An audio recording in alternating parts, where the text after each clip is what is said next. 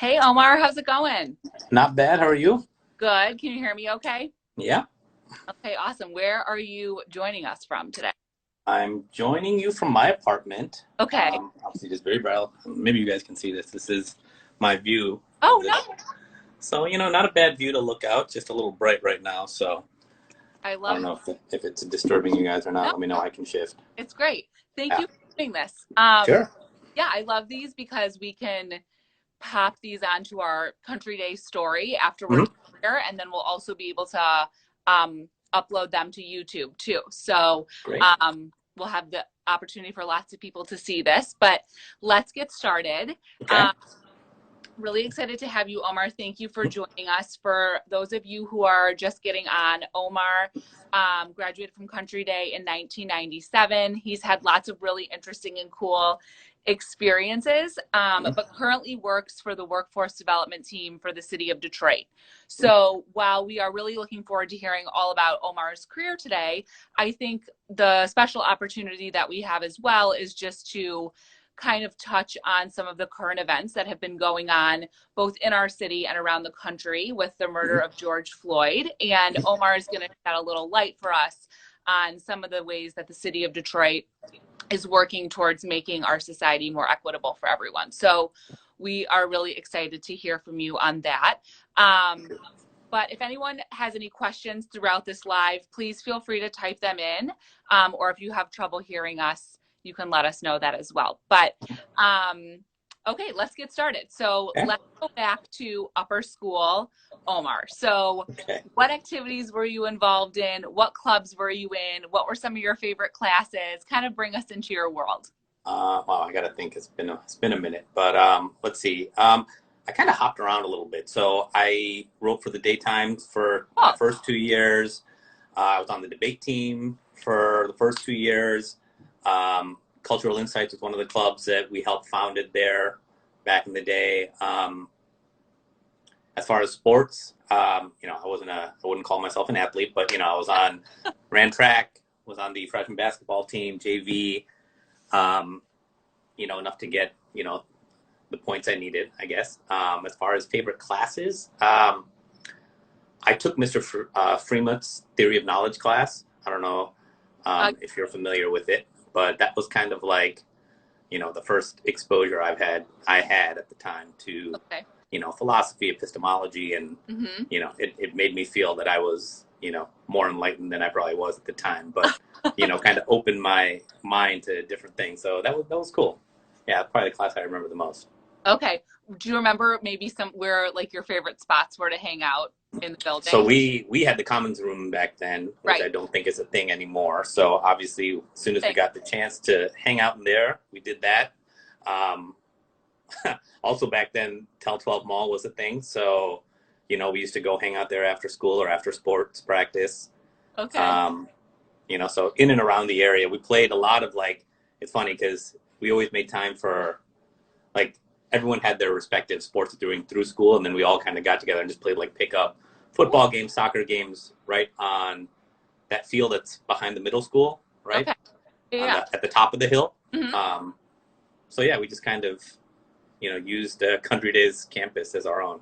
I love that. I love that. Yeah, People do that today. So I think that yeah. that's a tradition here at the Hmm. school. But okay, so you get to be a junior, a senior Hmm. at Country Day, and Yep. you have to obviously start thinking about college. So you Hmm. went to Kalamazoo College, which Yep. um, is a really interesting and cool place to Hmm. go to school. So what excited you about going to K College? And when you got there, what was something that you realized that Country Day had prepared you for that you maybe didn't know when you were a student at the school? See, so I didn't apply to a ton of schools. The reason Country Day resonated with me was they had a very strong study abroad program, Okay. which kind of appealed to me. The class size, I guess I didn't really think much of it. Kind of coming from Country Day, it's a campus where you kind of everyone, right? Like you may not be friends with everyone, but you remember everyone by name or face or someone's sibling or something. So Sure. that felt familiar. So I was comfortable with that class size, which Okay. was cool. I think at the time, right, I was I was like many students. I think you go in with, my parents obviously wanted me to go down a medicine path, and they have a great program for that. And it was Okay. kind of in my junior, senior year of college, I kind of realized that there were other things that just kind of I was more passionate about, more interested in. And so I shifted some things around kind of mid-college that kind of put me on the path that I am on now. Okay. But to answer your second question, as far as like what prepared me, I think the workload that Country Day gave me prepared me pretty well, right? From like managing your schedule, studying and stuff like that. Obviously, you have a lot more free time and autonomy to do what you want. Right. But I think, obviously Country Day is, a pretty competitive environment. And so, right, it demands a lot of you. And so that part, I think, prepared me well for, kind of the quality of work product that, I had in the classroom. I didn't necessarily, I wouldn't say it was easy, but like it wasn't a huge jump, right? I didn't feel like I was overwhelmed. Right. Mm-hmm. And I love that, because I think that that's something that so many people realize, is that when you're at Country Day, you're like, oh my gosh, this is so hard. Yeah. But you get to college, you're like, oh, I actually can do this because I was prepared for this when I was in school. I agree. Yeah. So after you graduated from college, I noticed that you had many jobs and an analyst Sure. position for financial service companies. So what motivated you to get into financial services? And then you went to business school, which we can talk about in a second, but tell us a little bit about, because I know so many students are interested in working for financial services companies. So absolutely. How would you suggest people go about getting a role at some of those companies, and why were you interested in doing particular work? So as I mentioned, kind of in my sophomore years when I started taking a couple, econ classes, finance classes, kind of got into it. And what happened is there was actually an alumni who came to campus to interview for like a summer internship. Okay. And an alum of K College, or an alum alum of K College, yeah, sorry. And to work kind of on Wall Street in New York. And so I interviewed as a sophomore, which was not the norm. It was, they normally took juniors or seniors that were like graduating and wanted to get into this work. And this was yeah. And so it turned out that I actually got it, which was great. And took me out to New York. I worked on a, trading desk for a summer and just loved it, right? Living in New York, the work itself, the fast pace of it all, just really kind of got me excited about it, right? And then it was kind of after that that I realized kind of what I have to do to get to that, right, after graduation, which obviously was different than what I was studying. But even on top of that, just like how competitive that field is, right? And I think it's even more competitive, or as competitive now as it was back then. One of the things that I realized, right, coming back to like the K College question is, this is something I didn't know at the time, but right, I mean, hindsight's 2020, but K College, they're not a college that a lot of big companies come recruit at, right? So what I learned through that is that I'm going to have to do a lot of the legwork myself, right? And so if I had gone to a U of M or a bigger school in a bigger region, right, where people are on campus interviewing, it probably would have been a little easier. Sure. But at the end of the day, I knew what I had to do and I did it, and it worked out for me, right? So after college, I got hired as an analyst for Enron Corp, which probably a lot of people, students here, don't remember, but it was the largest energy company in the world and a Fortune 1 company, which was like, to me, it was like one of the high, kind of like top 2 jobs I wanted out of college. And I got there. It was great. About a year after I got there, the company, went bankrupt, one of the largest bankruptcies in corporate history, all that stuff. And so that's really interesting to be part of that. I will say for me coming in young and not having a lot of like skin in the game, right? It's very, you don't get the chance to see a company kind of crumble on itself from the inside, right? And so that's something, it's a life experience thing that, I'll never forget. And, when I talk to people that, that are in finance and like hear that, right, it's always a conversation starter. And so, it's more of a life lesson thing than it is as far as like my resume. It didn't like build my resume one or the other, but like for me, it was kind of like, all right, this is what I know I want to do. Right. And so how do I, keep it going from there? And then so after Enron, I moved to Chicago to work for a regional bank called ABN AMRO. They're a global Dutch bank. Okay. And back in the day, there used to be like Standard Federal here. They bought all these regional banks around here, and they were working on their expansion strategy. So I went to work for them to help them expand their Midwest presence. And so I was there for about 2 years. And then the boss that hired me for that internship called me back saying, we have a spot on our desk. We'd love to have you come work with us full time. Internship. Yeah. Cool. Okay. And so I'll take a beat here to say, always maintain relationships. Yeah. They're very critical. And it's not about the breadth. I personally think it's more about the depth than it is the breadth. And have meaningful relationships with people that, have a real interest in your personal growth. And I think it'll, those relationships end up paying off in the end. And, that was back in 2004, and I still talk to them. Wow. At least a couple times a year, just to check in and see how things are doing. So then I moved back to New York, and then stayed kind of in banking and Wall Street for about 10 more years, right? And went through the financial crisis of 08, 09. And it was kind of around that time I started thinking about, is this something I want to do forever? I was living in New York for 10 years, which I will say it's a great place to live in your 20s, right? Like I would suggest anyone listening, if you have an opportunity to do that, it's, obviously known one of the best cities in the world. It's just a great experience, right? It gives you perspective. Yes. And so at this point I had lived in Houston, Chicago, New York, and kind of raising the bar every time. And, but at some point I was kind of like, is this what I want to do forever? Right. Coming from the Midwest, I enjoyed kind of like my life growing up. And I was like, I think before I graduated college, I was like, oh yeah, I'll come back to Michigan at some point. Yeah. And then, you look back 10 years, your career takes you wherever it takes you. And then you're kind of like, oh, is that something I still want to do? And so, right, kind of like 2012, I was consulting for two companies, one based here and one based in New York. And I was back and forth quite a bit. And I was kind of like, you know what, if I really want to come back to Michigan, I should use this opportunity to kind of see what's really out there and see what interests me. I knew, obviously, coming from kind of a Wall Street background, that there's not a lot of firms that do that here, right? Michigan's not, a city that has a lot of that kind of activity. And so I knew I would have to kind of differentiate myself and like shift gears a little bit, which I wasn't scared of. It was just kind of, I knew that would have to happen. And so I was like, you know what? This is where I should use business school as an opportunity to do that. Give me 2 years to kind of get involved and entrenched in the local area, see what interests me, excites me.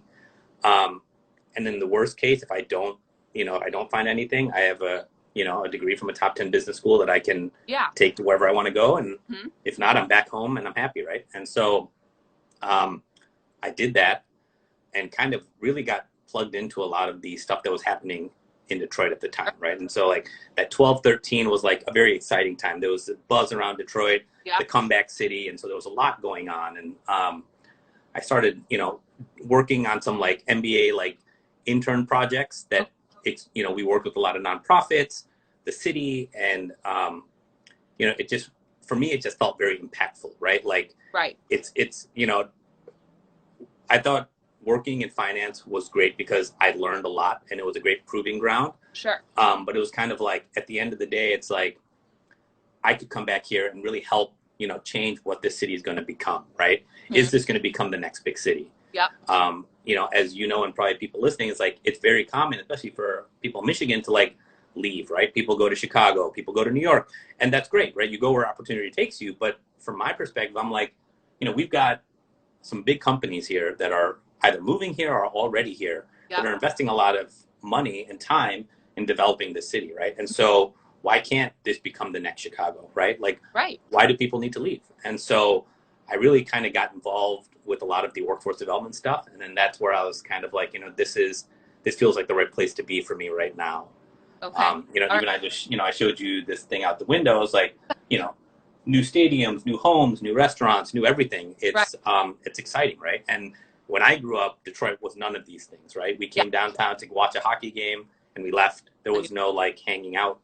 And I think, so to that point, right, living in Chicago, Houston, and New York, I really got accustomed to living in a city, right? Yes. And so on. Yeah. I really wanted to, if I came back, I wanted to kind of be in the mix and not, and that's not a knock on the bird, but I wasn't ready for that transition yet. Right. Right.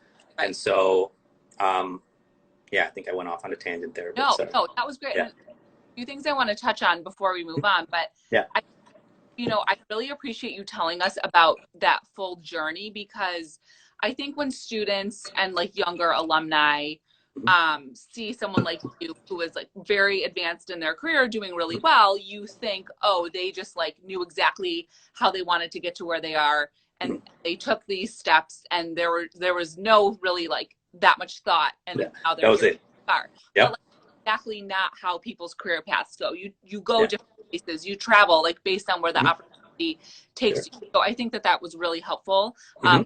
Kind of like set that all up. So I appreciate you telling us. And then one other thing I wanted to ask you is, I know that you said you got the internship initially when you were at K College. Yep. So for students who are in undergrad, how do you recommend and I know a lot of programs will guide you along the way on this. How should students go about looking for internships at financial services firms or banks or things like that? What would you recommend would be kind of the best way to do that? I guess I'll tell you the thing not to do, right? I think what happens a lot, and I understand it because I've been in that position as well, where you see someone on LinkedIn that you may not know or you don't have a connection to, and you reach out to them, you kind of cold call them, and like you drop this like, I'm so-and-so and this is what I want, right? Even though that's the case, you don't really want to do that because sometimes it turns people off, right? Like I think it's really important to kind of build a rapport with someone before you start making asks of things and let them get to know you. And I do think for the most part, people want to be helpful when they can.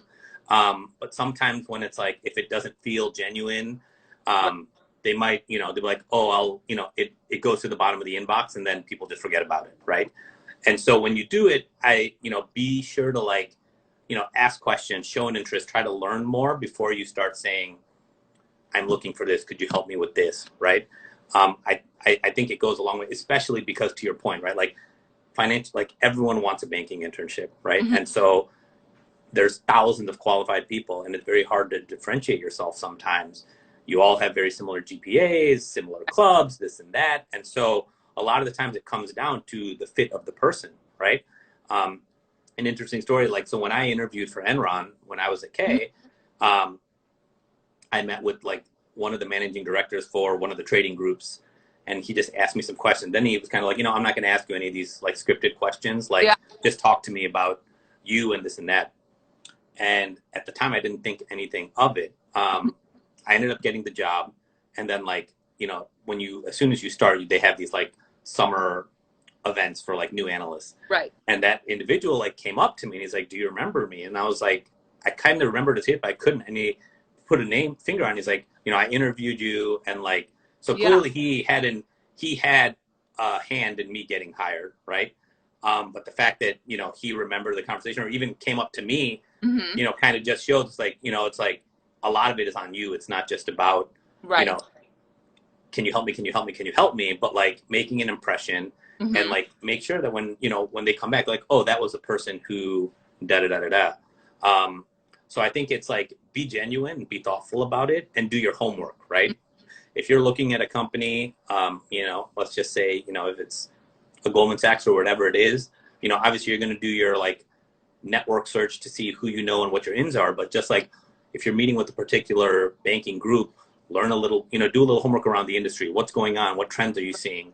Questions you can ask that show that, this guy's like put forth a little effort and he's trying, right? It's kind of like dating, right? It's, you want to show an interest with someone and it's not just about, the small talk, but it's like, oh, tell me a little about yourself. Right. Yep. You want to show that you're curious about what it is you're going to be doing in the company too. So absolutely. That up. So now you work in workforce development. City. Can you tell us just like, what is your day today? What is that job entail? So responsible for? Yeah. So our high level, right? The high level goal is make sure Detroiters have jobs in the city of Detroit, right? And that's kind of like a high level mandate. When you drill down a little bit, what does that mean? If you kind of think of it as a fraction, you've got this numerator, which is like the number of people who live in Detroit who are either unemployed or not working that want a job. Mm-hmm. And then the denominator is basically the number of jobs available. So all the GMs, the Quicken Loans, the Fords, the Googles, the LinkedIns of the world that are downtown that are looking to hire talent locally, how do we make sure that they have a talent pipeline of people that they can tap into? Got it. And so like one example I'll give you is like, right, like 2 years ago, Amazon was looking to build their next HQ, right? Yeah. And so every single city in the country submitted a proposal saying like, this is the city to come to because X, Y, and this. Obviously, we didn't get it, and it didn't happen for a lot of other reasons. But when we didn't get it, some of the things that we were told is your talent pipeline is not as strong as we would like it to be, right? And your regional transit system is not great compared to other bigger cities, right? I think to a certain extent, you know, we had a feeling, you know, our chances weren't great, but it's good to know that like, all right, these are the things that we want to focus on as a city, right? That we need to improve to attract talent and companies to be here and have more people pick up, right? And so what we've done is like, you know, that kind of helped us refocus on working with a lot of, you know, so I'm, you know, from any given day, given week, I'm talking to the larger employers, the GMs, the Quickens, saying like, what are your workforce needs, right? What are you looking for? What's lacking, right? And so can I build training programs within the city for people to attend? And then will you hire people out of these programs if you do that, right? So that's one piece of it. Another piece of it is working with the public school system here and the community college system here to say, are there pathways that students can come through that will get them directly into jobs, right? And so, you know, I think a lot of you may be familiar with an apprenticeship model, right? Where, you know, people might go, and a lot of it's normally in like skilled trades. So if I want to become an electrician or a carpenter, I go work for like 4 years, I'm getting paid as I do it, and then I become an apprentice. Yep. What's happening now is larger companies in urban population, urban areas are realizing that a lot of people can't afford to go to college, right? And so that is, and it's not to say there's not talent here, but they just don't have a way to connect with them because most of their channels go through colleges, right? We talked about this earlier. And so now it's like, what I think is great is like, you know, Microsoft has an office here. They've built this apprenticeship program where kids out of high school can become hired by Microsoft, go through a 4-year apprenticeship program, and then they start making $80,000, $90,000 a year, right? Without going to college. And this is kind of the, you know, I don't know if it is or it isn't, but there's this huge thing about like in 10 years from now, 20 years from now, are people going to go into college, right? Want to, you know, be entrepreneurs. And so people are always wondering, what's the value proposition of college, right? And so if a company is telling you, like, look, I'll hire you right now, I'll train you internally, and you'll end up making the same thing in 4 years that you were going to make if you went to college, and you don't have 4 years of college loans to pay, right? It's pretty compelling, right? And so is that a way to accelerate the number of people who are employed here? And how do we get more equity participation among the city with the residents, and it's not just going to people in the suburbs and whatever. I love that. That's really interesting. Thank you for explaining. So how has your role changed since COVID? I'm sure there have been some shifts just with the workforce. How has it changed? Sure. So, you know, the first couple of weeks, it was kind of more like an all hands on deck, right? Like all of us were just trying to figure out what's happening, right? Yeah. And what can we do to respond? I don't think anyone really had a handle on what was going on. And so it was, a lot of it was just like, you know, I was going to work at the testing site at the fairgrounds. I was helping make sure that PPE was getting distributed to hospital systems, homeless shelters, you know, sometimes even delivering it if I needed to myself, right? Now that we've like moved to like phase 2, 3, and 4 of the governor's kind of like phase in plan, we're starting to get a better sense of like, all right, now what's going to happen, right? The economy is slowly starting to open up. And obviously you've seen that the unemployment numbers in this country are huge right now, right? So what we know is there are going to be a lot of people who are unemployed looking for work over the next several months, probably into next year, right? So now it's like we're trying to build up this capacity for when the economy opens, how do we start helping people get back into work? And some of the work we were doing in the meantime, right? It's like, obviously all the like local grocery stores and regional grocery stores and Amazon the world were getting slammed, right? And they were all looking to hire people. And so we kind of did this like immediate, like hire now, like all these companies, the following companies are looking to hire people ASAP, and so how do we like fill these immediate jobs and then start building a talent pipeline for when things get back to normal, whatever that is. And so how would residents learn about like those immediate Sure. So we have like a website which is called Detroit at Work, which is our like workforce. It's like the brand that we have for the city. And then you go to that site, there's a thing called like hire now, and we basically have all the like companies that are currently looking to fill roles. And then we obviously have like customer service reps that you can reach out to, based on your skill sets and whatever, they'll help place you wherever you need to go. And so there's various levels based on what your qualifications are. Maybe you're looking to switch careers. Do we need to give you additional training to do that? It goes a lot of different ways, right? And especially when you think about, there's so many restaurants, small restaurants here trying to get in or trying to stay alive, right? With all this. And like, a lot of their, they had to lay off a lot of people. How do we start getting people back to work for them as they're starting to reopen over the next couple of weeks, right? And so I know I talked a lot about the big businesses, but it's really these small businesses that are going to keep like, individual communities kind of going, right? Got it. Outside of just downtown, but all the, surrounding neighborhoods. Yes, of course.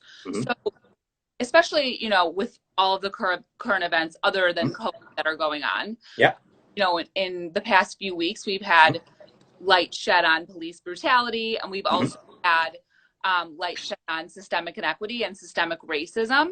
And I'm curious how you see your role with the city, especially in workforce development, as a way to help combat the systemic nature of racism and inequity in our country. Sure. So when the mayor, took office, a couple years ago, one of his like priority things was ending intergenerational poverty, right? People that, families that have kind of never been able to get employed for, reasons you may have mentioned, or lack of access to education, to childcare. When you think about someone, someone getting a job is great, but if you don't have clarity around how you get to work, who's going to watch your kids when you go to work, and all the other things that, sometimes we don't even, we may take for granted, it makes that having a job doesn't really do a whole lot for you, right? And so, these are the barriers that we look to help remove as part of this, right? And so when we talk about breaking intergenerational poverty, it's about how do we get you, to a point where you can make enough money to take care of yourself and your family, right? And sustain that, right, for multiple years, and kind of getting out, I think, the poverty level is something around like 25,000. Realistically, I think you need to be closer to like 45,000 to be able to afford, what all that is. So we don't just want to get you a job as an entry-level person. We want to make sure you have a job and a skill set that gives you upward mobility, right? So it's not just about starting at, $12, $13 an hour, but how do I get you up to like $15, $16, $20 an hour? How do I get you benefits? How do I get you healthcare, right? Part of the reason COVID was such a, it hits more urban areas harder is because people have lack of access to healthcare, right? And so if we can't address some of those things, like just having a job is not going to do it, right? And so when I talk about apprenticeship models and things like that, the reason they're very attractive in, densely populated areas is because I can work. I'm getting paid while I work. I'm getting trained while I work. So I'm taking on no debt, and I have a full, I have a full benefits plan. I have a pension, right? It gives you so much more than just the job, right? And so how do we create better, not only job opportunities, but, educate and train people in such a way that they can get access to those jobs and make it equitable, right? It's not just going to a certain population. Anyone in the city, if they're willing to put in the time and effort to do so, have access to all the same, options that all of us do. I love that. That's really interesting. So I think we have time for one more question, but what suggestions would you have for our alumni or students who are really interested in having their voices heard and making an impact in our city and our community to ensure that, all of us and our residents in the city of Detroit have access to the same things as everyone else? Sure. I think the cool thing about Detroit right now is even though it's considered a big city as far as like national averages, Mhm. it's not, it's still a kind of a small city. Right. And what I mean by that is, I think all of us know at least one or two people that are kind of involved in a lot of different areas of the city, and Hmm. it's easy to get involved and make an impact, right? And Yeah. impact can be a lot of different things to different people, right? You don't necessarily need to be able to, you know, change the world or be the next Steve Jobs to have an impact here, right? It's really about the way I see it because it's more about incremental growth, right? Yeah. What can I change that makes today better than yesterday, and what makes next week better than this week, right? Rather than trying to think like I want to do something revolutionary that's going to just, change the world forever. That's great if you have that vision, but like what I've learned, right? To your point, I've done a lot of different things. Is it's all about incremental Yeah. change, right? It's not about moving the needle from 0 to 100. And Hmm. so just like be patient and like be thoughtful, right? Coming back to, if there's something that you're passionate about or interested in about, learn about it. Yeah. Talk to some people that are kind of doing it here on the ground. You know, what advice would you have for me if I want to get Hmm. involved? And like I said, I think there's so much work to be done here in the city that, we'll take all the help we can get. And Yeah. so even if that's volunteering your time, Hmm. right? Like whatever it might look like, right? If it's a full-time job, if it's, I'm home for a summer and I want to like Yeah. do something like, we'll find, I'm sure we can find something for people to do if that's what they want. That's awesome. Thank you so much, Omar. Sure. If students or alums or anybody want to learn more about you or Yeah. your job, is it okay if they reach out to you and contact you? Sure. Okay. Yeah. Awesome.